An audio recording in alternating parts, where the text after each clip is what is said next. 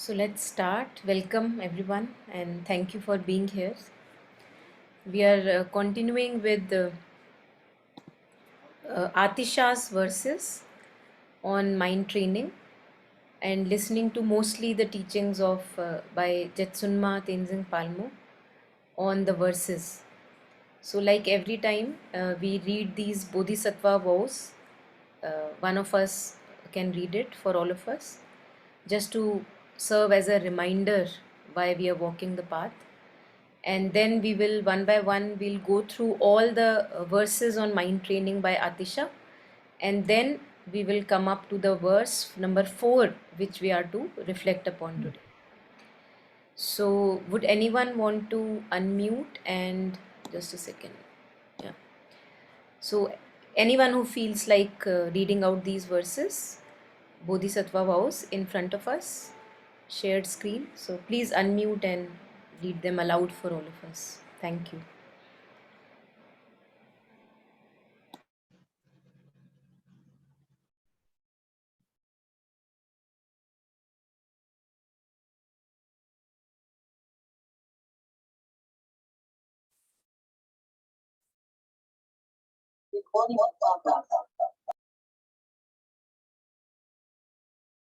Yeah, Sham, would you like to read? Yeah. Okay, ma'am. Okay. So can you see the shared screen? Yes, ma'am. Okay, please go ahead. Okay, may I be a guard for those who need protection, a guide for those on the path, a boat, a raft, a bridge for those who wish to cross the flood? May I be a lamp in the darkness, a resting place for the weary, a healing medicine for all those who are sick, a vase of plenty, a tree of miracles, and for the boundless multitudes of living beings? May I bring sustenance and awakening, enduring like the earth and the sky, until all beings are freed from sorrow and all are awakened. Thank you.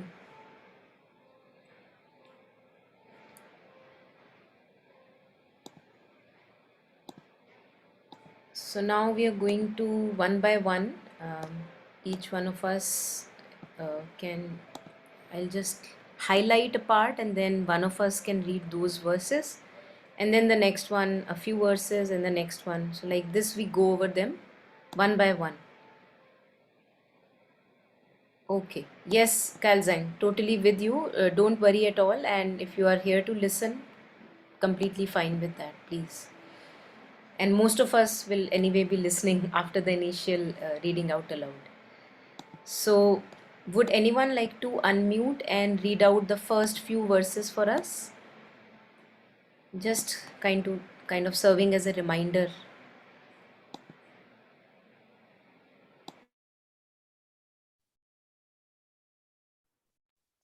Yeah, Monica, can I go ahead? Please, Nandini. Yeah, go ahead. So, the supreme understanding is to realize the meaning of selflessness. The supreme spiritual discipline is to tame one's own mind. The supreme great quality is altruism. The supreme oral instruction is to observe the mind at all times. The supreme remedy is to know that nothing has self-nature. The supreme conduct is to be in disharmony with the world. Thank you, Nandini. So I'll highlight the other one. Yeah, anyone who would like to read next, please go ahead. Hello. Oh, so yes, please go ahead. Anyone who wants to unmute, please read out. Yeah, so am I audible? Yes, Shweta, please.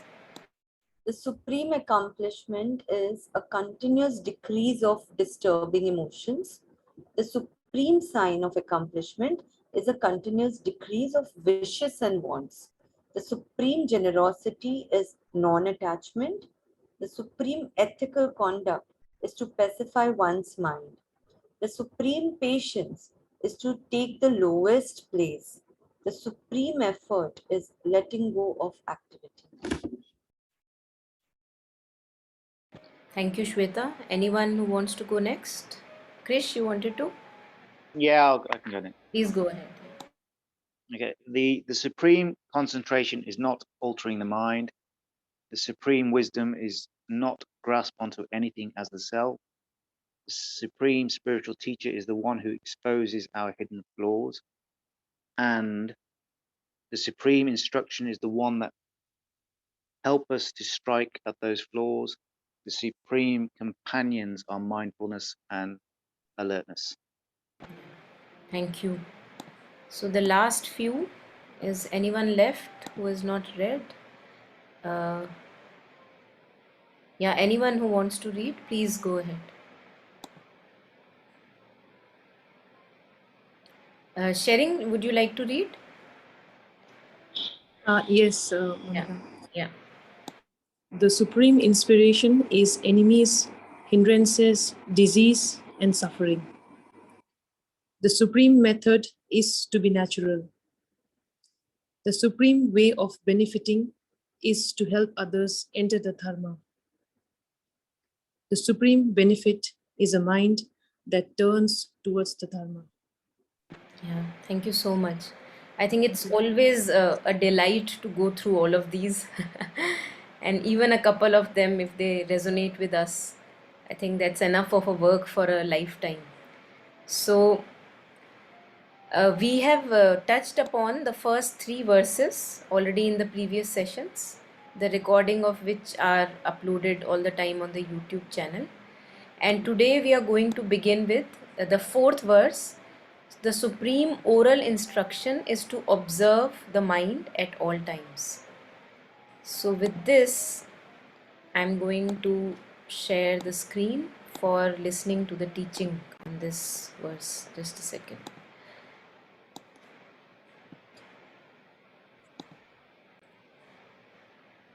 Yeah. Start this morning on the line number 4. The oral instruction is to observe the mind at all times. So it's very important for us to recognize that basically we live in an ocean of thought. And it's rather like the fish in the ocean. They are always living within the ocean, so that they don't recognize the nature of water. It's just, they take it for granted. I mean, of course, water is water. And in order to recognize the nature of the water, we have to be a little bit outside of the water to analyze it and see what is water. So likewise, in order to understand our thoughts, our emotions, our thinking, we need to develop that quality which is, as it were, standing back from the thoughts and feelings and observing, witnessing. In Buddhism, this is called mindfulness. And it's, again, as I say, it's the ability to step back from the thoughts. Normally, when we are thinking, we are swept along by the thoughts. We are the thoughts. And so when we are happy thoughts, then we feel happy. When there are sad thoughts, we feel sad. When they are violent thoughts, we feel violent. When they are peaceful thoughts, we feel peaceful. We're completely immersed in our thinking. All our memories, all our hopes, all our fears, all our fantasies and daydreams, our beliefs, our opinions, our ideas about others, about ourselves, everything is a thought. But what is a thought? Do we ever actually look at our thoughts? Where do thoughts come from? Where do they stay? Where do they go? Where are they? What is a thought? What does it feel like? Because as long as we are immersed in our thoughts and identified with our thoughts, we are going to be constantly like that ocean. The waves go up, the waves go down, the waves go up, the waves go down, endlessly. So it's not that we are trying not to think.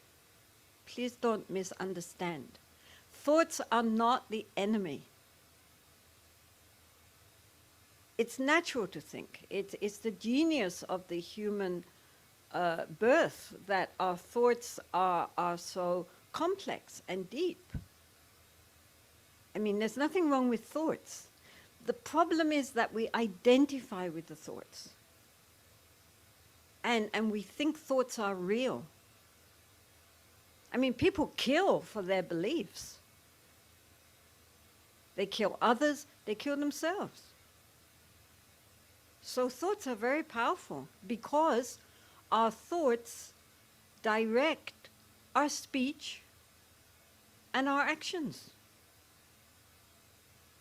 I mean, all of our speech and action has an intention which comes before it. And that intention is thought. So, therefore, it's very important that we understand thoughts. What is a thought? Which seems so solid, so real, so enduring, and yet lasts like this. I mean, it's constantly flowing.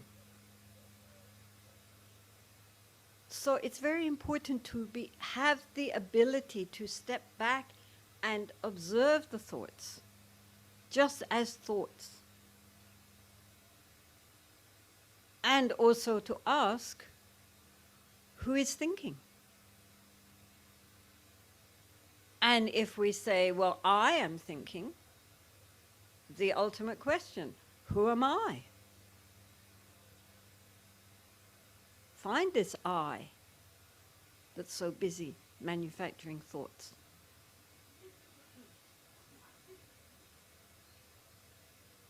So it's a very important part of the spiritual life to really understand the nature of thoughts by experiencing them and recognizing that far from being solid and real and unchanging, they are momentary and like a bubble.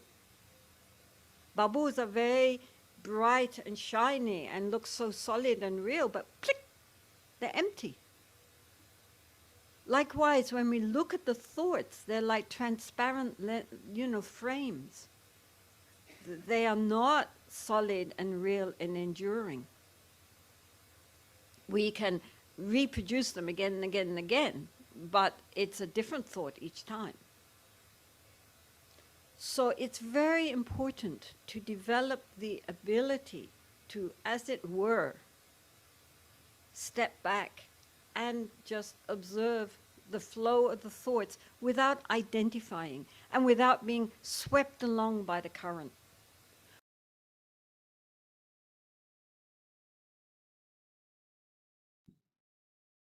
So I think quite intense and rich content, whatever has been shared so far. And it has a very major implication because as Jetsunma was sharing, that the more we go on and on and on repeatedly thinking about one particular story or one particular thought stream, the more we give it solidity. So I am making it real. And therefore, I also have the power to just let it be, let it go, don't attach myself to the thought stream, the story stream, and not making it a big deal, whatever story is going on in my head. And this also relates with quantum physics, where it is said that when we look at subatomic particles, uh, it's behaving like a wave, but the moment you look at it, it solidifies, it becomes a particle.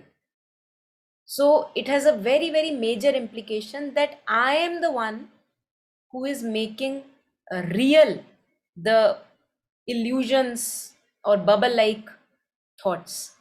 So hence I also get the power, since I am making it real, and hence I am going into depression or despair, thinking repeatedly about one particular thought or story in the head.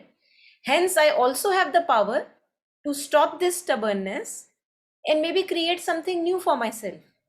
That's why they talk about, the power of imagination, power of creation, power of thought. Mother and Sri Aurobindo also have talked about how powerful a thought is.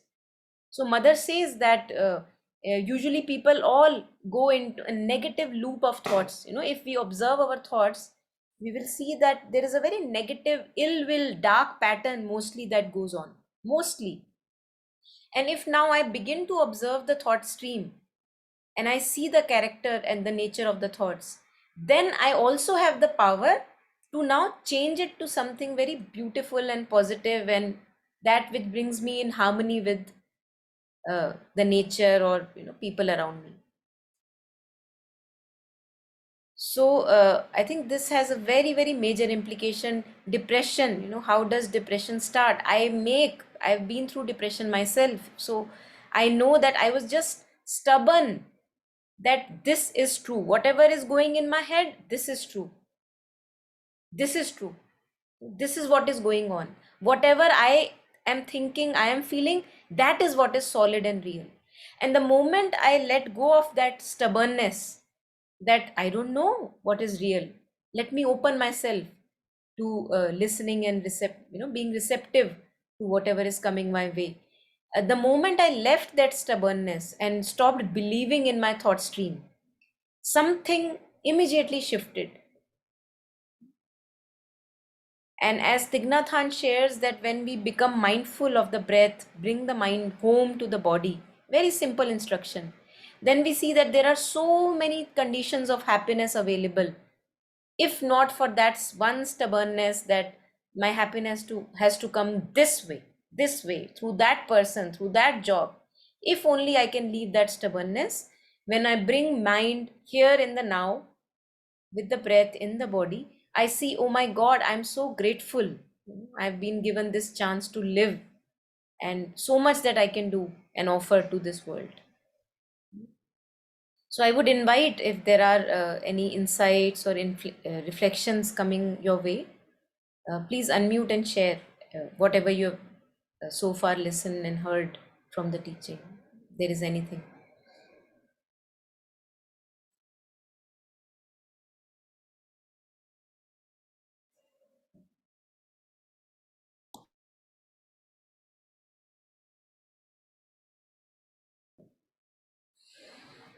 Yeah, anyone?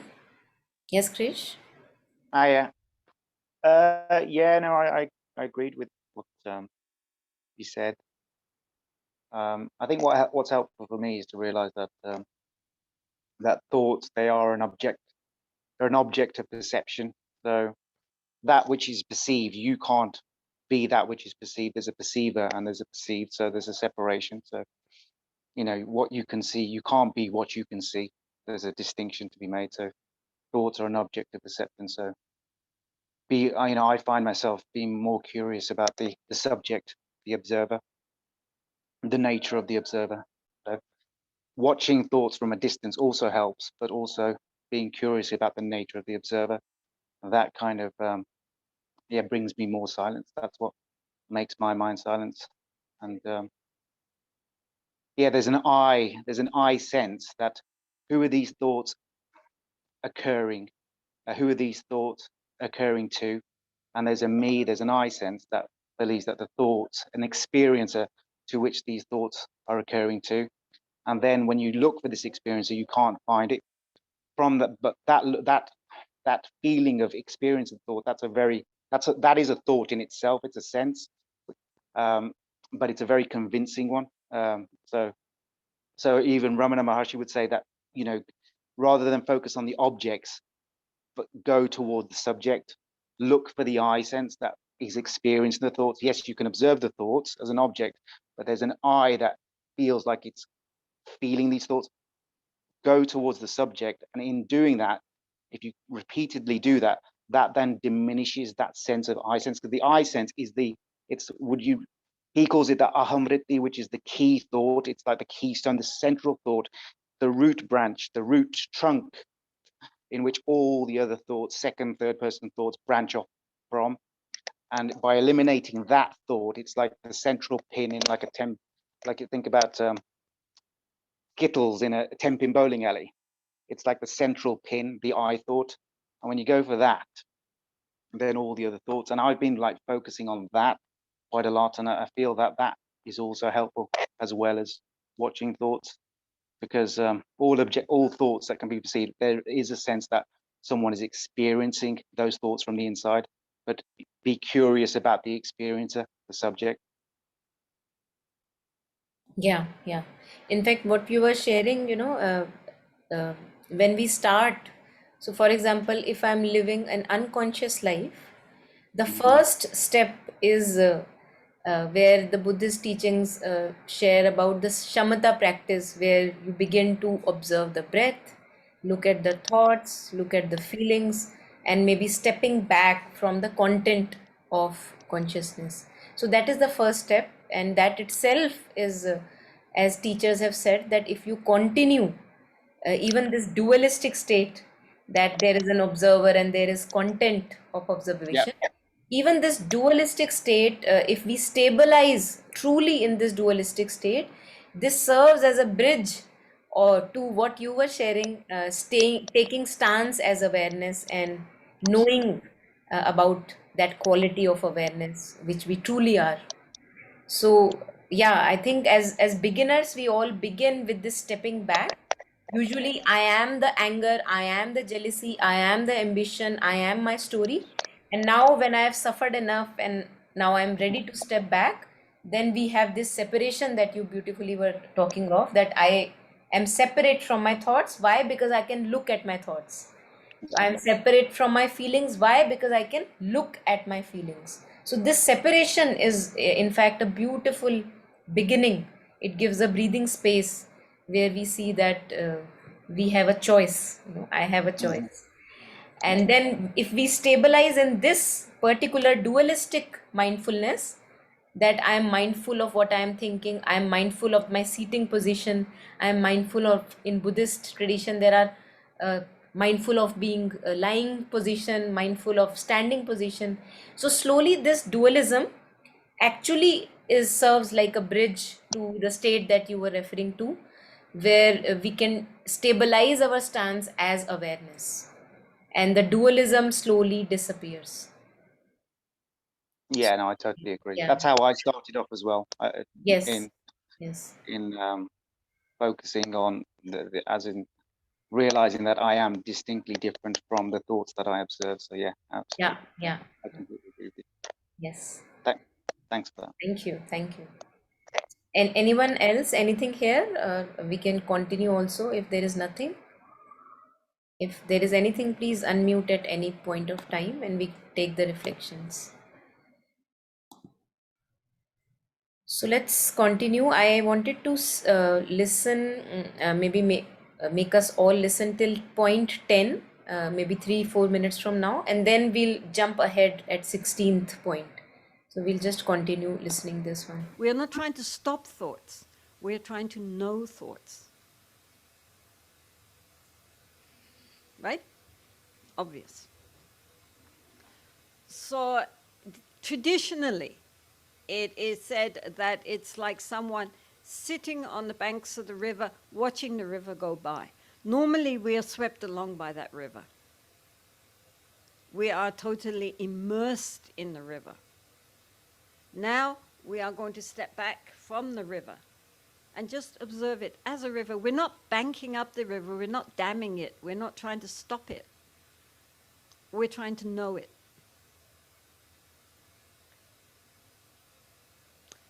So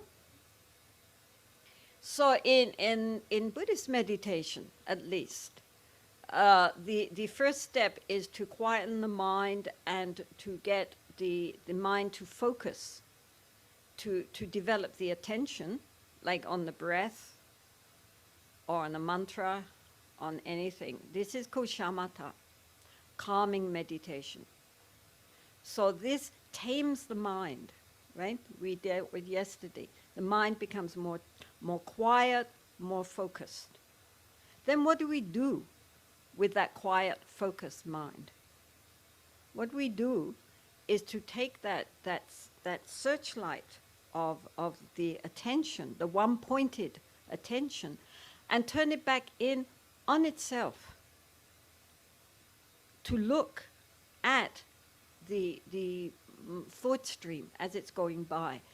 As the mind becomes more peaceful and more one-pointed, at the same time, the background noise of our chattering surface mind begins to quieten down a bit.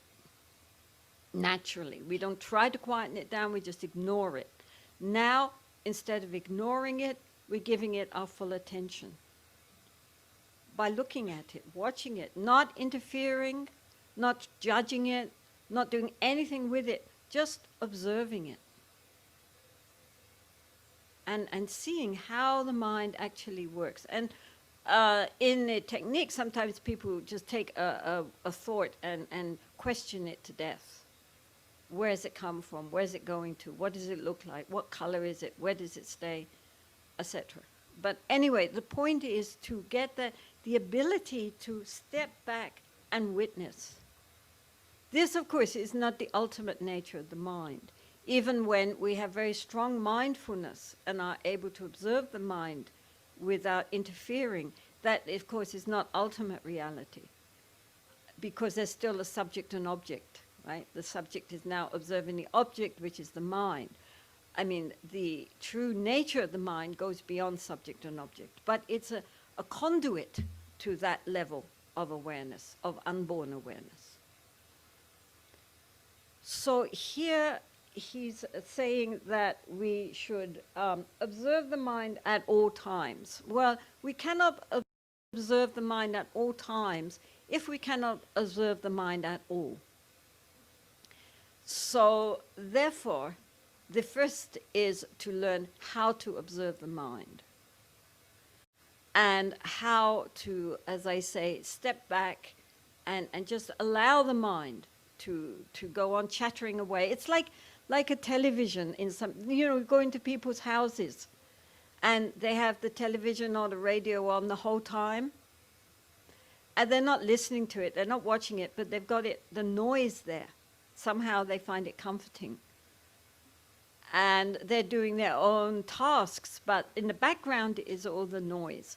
So this is like ordinary, when we're doing shamatha meditation, looking at the breath or the mantra, the noise is going on in the background, the television is turned on, but we're not paying it attention.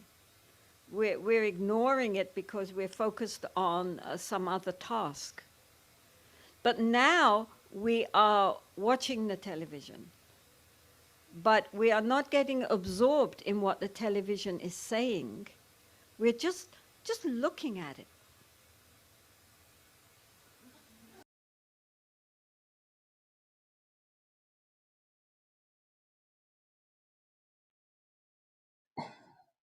So let's just go through the steps that have already been shared so far. So taking out time in our day-to-day life, whether it's 5 minutes, 2 minutes, or maybe 3 times 5 minutes, morning, afternoon, night, like making a discipline that, okay, these 5 minutes I'm going to just practice taming the mind. And the practice that we were sharing was the Shamatha practice, where you bring the mind again and again, either to breath mostly, or many people have a mantra, so they bring the mind again and again to a mantra. So when we tame, like any animal, So we feel that if I have said something, the animal must hear and listen to what I am saying. It must listen to the command, right? So that's how we tame the mind. Usually we see that our minds are so untamed that we are here and there, and no matter if I'm wanting the mind to come back to the breath, it doesn't come, right? So it doesn't listen to me.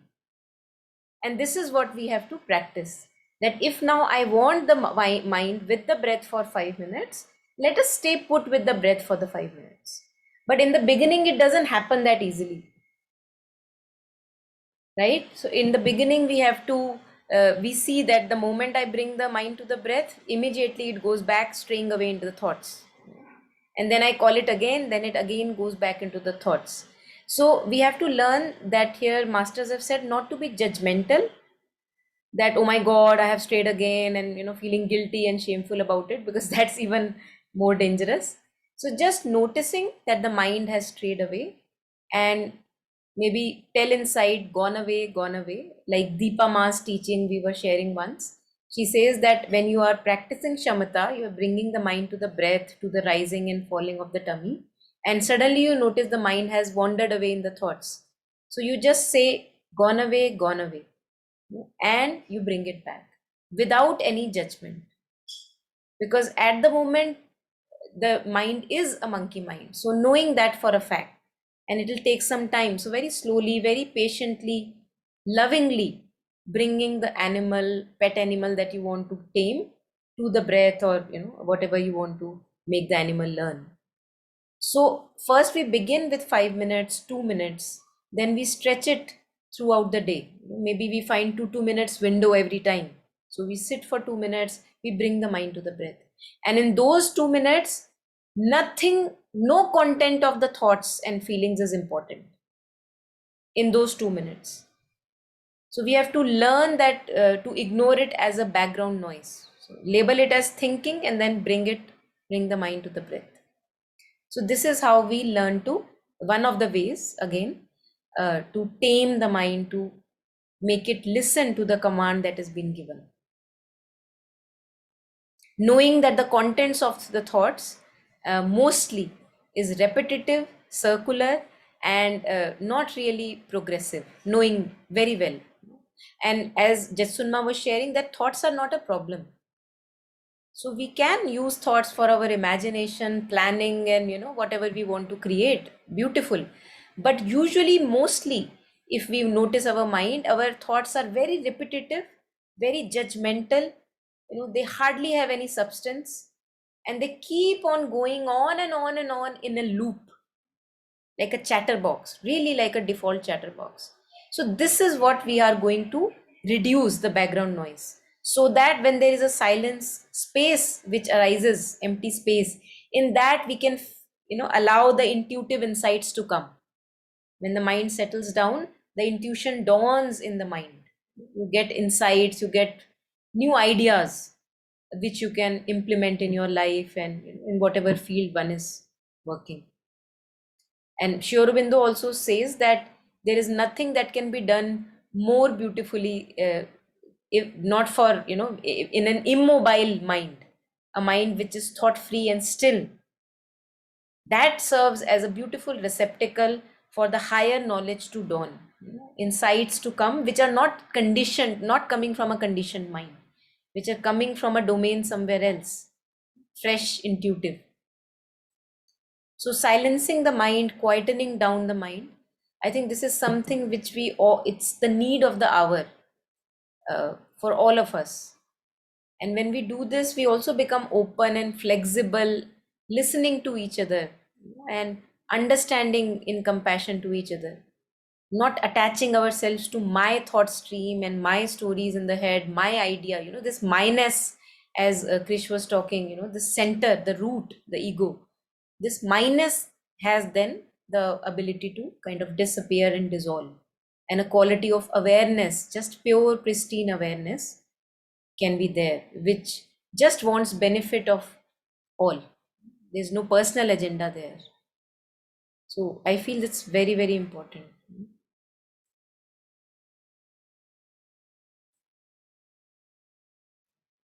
So anything here, anyone?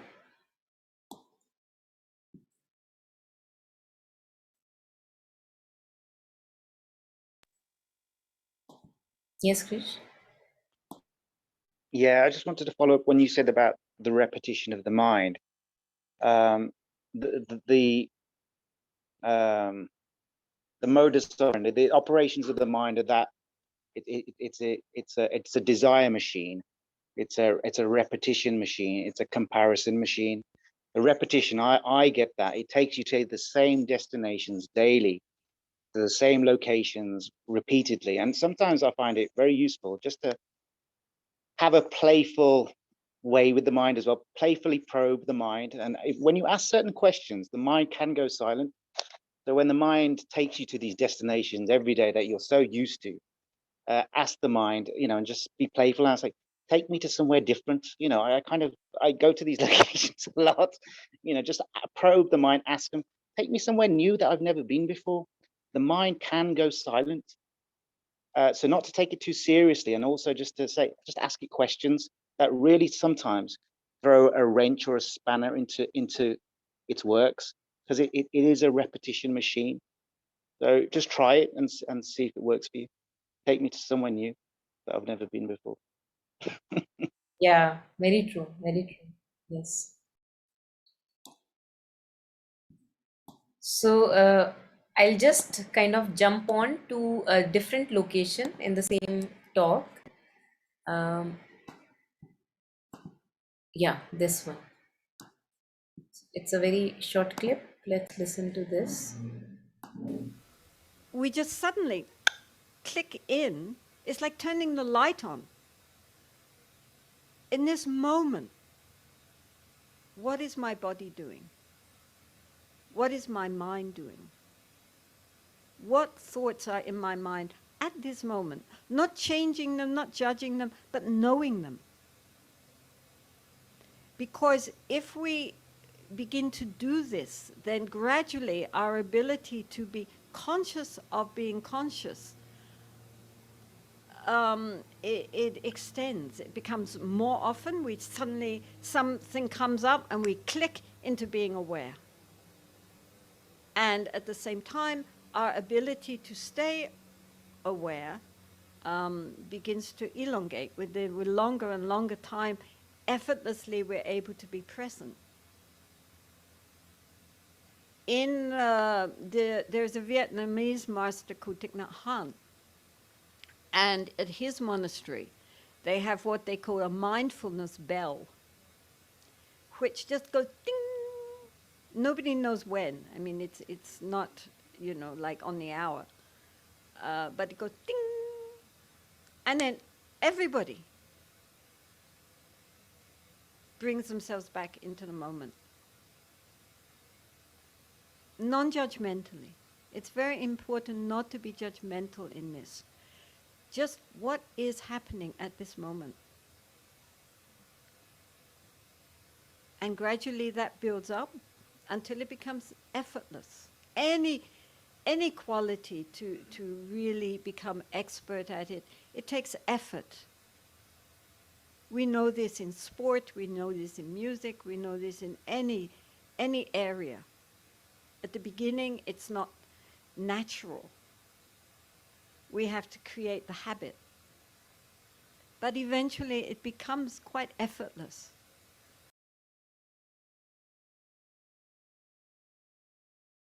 So there's also Saint Kabir's couplets talking about effort, where he says in one of the songs, he says, Mirga jatan bin, mirga ne khet ujada. So which means that without effort, jatan is effort, when you put labor into something, you put effort. Without your effort, this effort in mindfulness that we have been talking of, without your effort, the 5 deers of senses and of the minds, the sixth sense, it spoils the farmland that you have been taking care of. So that's what happens when we are caught unguarded. There is no guard, no vigilance is there. Everything is entering and everything is just chewing on to everything. And there is no alert, vigilant guard standing at the fence. So that's how Kabirji portrays how we have to be really alert, mindful of what are the thoughts which are entering and which are the ones I'm entertaining. And depending on the quality of those thoughts, the feelings will happen, and then the body will also behave in that way. And that is why if I have to correct a disease, for example, that I've got in my body, it's very, very important to look at the root cause of what are the thoughts I have been harboring and nurturing. So we see that mind and body are really interlinked, and the body tells what has been happening in the mind. So it gives us a very important clue of even how to take care of diseases, because diseases manifest only when we don't listen to the subtle calls. Knock, knock, knock, knock, still asleep, deeply asleep. So it's like, tha, that's a disease. And it's just wanting, the body is just wanting, please bring the mind home. Where are you lost in the forest of thought? So body is working for us. It's a very intelligent design that has been created, that if we don't listen to the subtle calls, then we are given a greater call, like a tragedy or a trauma or a greater call through which I can wake up and bring the mind home.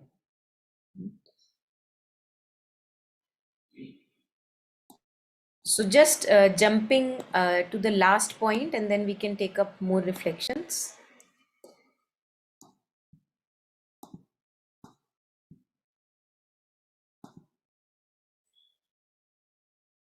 Then we are not the thoughts. One skillful way to do this is to keep a mantra, which is a fairly short mantra, and to keep it in your thoughts constantly. When I was before in England, before I came to India, so I must have been about 19, and I heard about the mantra Om Mani Padme Hum, and so I asked the Lama, could I say this mantra? And he said, oh yes, of course. He was hardly likely to say no. So I didn't know, so I just kept saying it. But I was working in a library, and this was pre-hippie days, so you couldn't go around just muttering mantras. And so I was saying it in my mind constantly. I really made an effort to, whatever I was doing, have this Om Mani Padme Hum in my mind. And after about 3 days, not very long, it shifted from my mind, my brain, where it was going around constantly, and just went down into the center of the being, the heart chakra, and began to reverberate Om Mani Padme Hum of its own accord. And at the same time, my consciousness split, so that what we're saying, the thoughts and feelings were there, and then there was this space with Om Mani Padme Hum just echoing constantly, and then this awareness which was present there. And at the same time, of course, great compassion arose, because one recognized one's own predicament and the great pain that people are in, because we are so immersed in a belief in ourselves, our thinking, our feelings, our memories, our identity. This causes so much pain. And so any mantra, I mean a mantra especially which has a lineage, would work. As with the Jesus prayer, it's the same thing. That if we keep it going, at first we have to make the effort, but after a while the power of the mantra takes over and shifts. And then one is effortlessly present with the mind, but not immersed in the mind.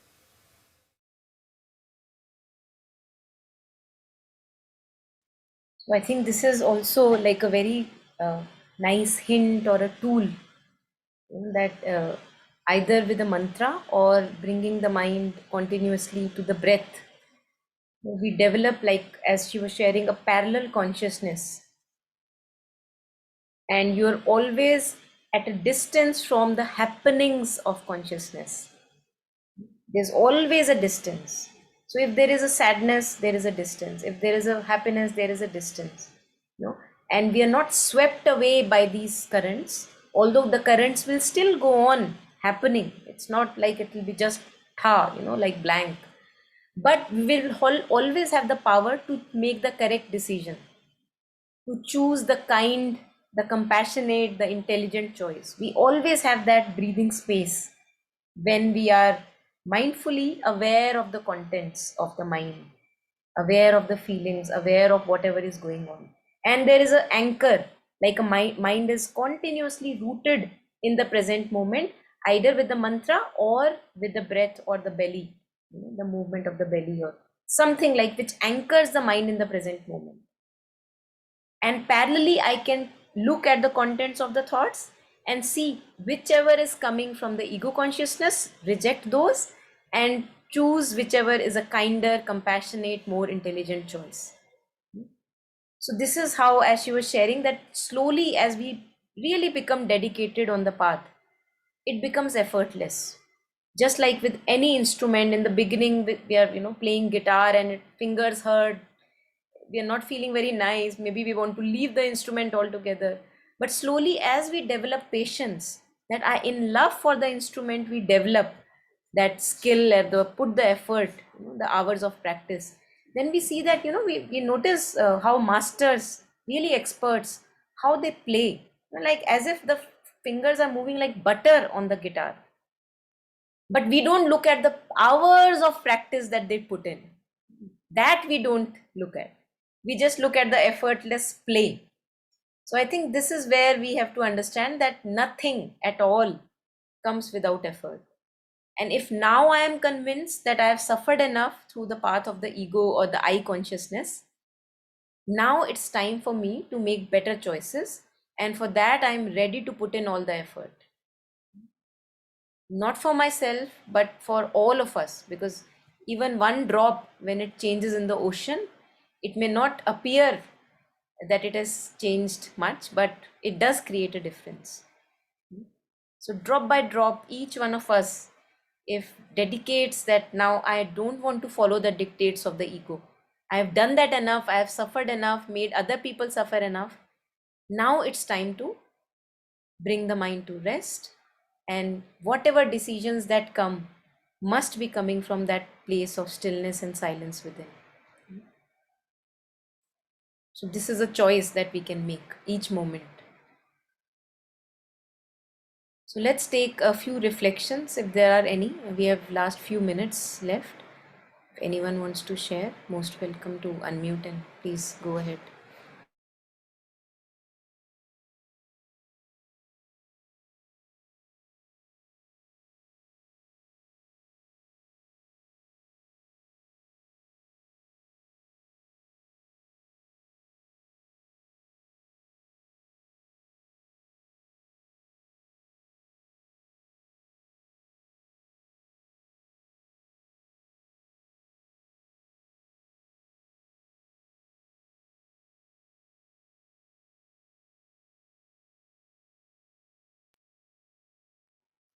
Okay, so it's okay if there are no comments.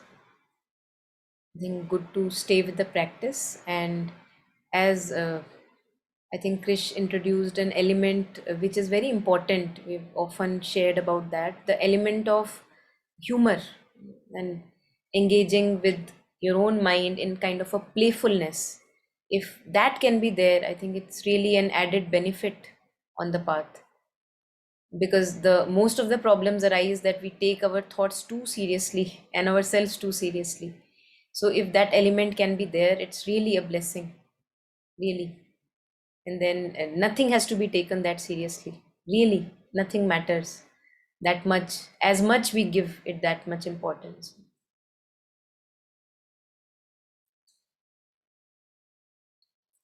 Okay, so wishing everyone a very happy and dedicated practice, a light practice, simple practice, and may our lives become more and more simpler, easy, and progressive. Along with that, progressive, and may each one of us benefit many, many more, including ourselves.